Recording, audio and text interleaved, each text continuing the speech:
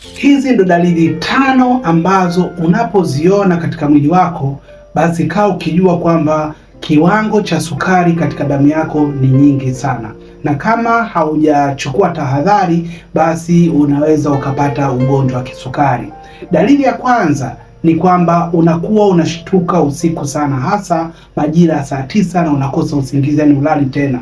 Hii maana yake nini? Hii maana yake ni kwamba una kiwango kikubwa cha sukari katika damu yako, ambayo imepelekea kusisimua zile neva zako na kufanyisha kwamba ushindwe kupata usingizi tena. Lakini kitu cha pili ni nini?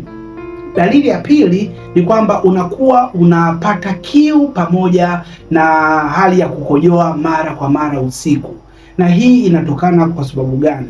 Hii inatokana kwamba sukari ambayo ipo katika damu yako ni nyingi sana, hivyo figo inakuwa inajitahidi kutoa kiwango kilichozidi nje ya mwili wako kwa njia ya mkojo. Ndio maana unakuwa unakojoa mara kwa mara.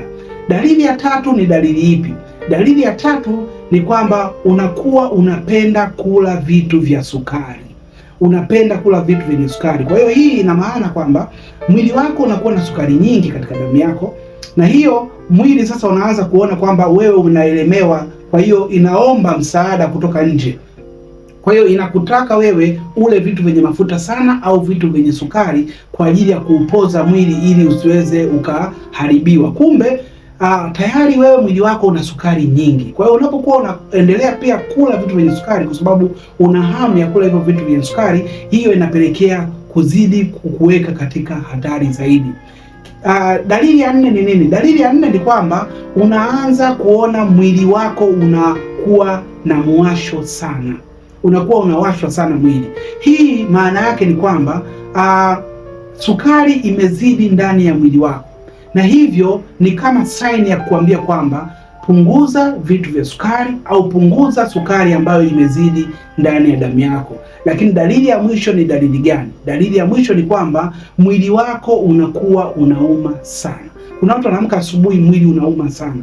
Na hiyo inatokana na nini? Inatokana na kwamba una kiwango kikubwa cha sukari kwenye damu ambayo imepelekea kuharibu ile neva zako za mwili, na hivyo kupelekea maumivu katika mwili wako na kuhisi kwamba mwili mzima unauma. Sasa ukiona dalili hizi, maana yake ni kwamba jiepushe au punguza matumizi ya sukari na vitu vitamu, kwa sababu hivyo ndo vinapelekea wewe kuwa na sukari nyingi katika damu. Lakini pia inawezekana tayari zile sehemu zako za kuhifadhia sukari zimeshajaa, kwa maana kwamba kama zimejaa ina maana sukari haina sehemu ya kwenda, na hiyo inapelekea kukuwekea wewe sign kwamba punguza hiyo sukari iliyozidi ndani ya mwili wako.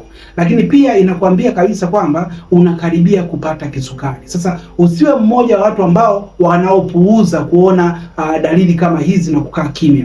Chukua namba yangu bao nipigie niweze kusaidia njia nzuri ya kuweza kupunguza hiyo sukari ambayo imezidi katika mwili wako, hiyo sukari ambayo tayari imezidi katika sehemu za kuhifadhi, kwa sababu inaweza ikakupelekea kwenye hatari ya kupata kisukari na magonjwa mengine. Chukua namba yangu sasa hivi nipigie niweze kukusaidia jinsi gani ya kukuepusha kupata kisukari na magonjwa mengine ambayo yanahusiana na kisukari.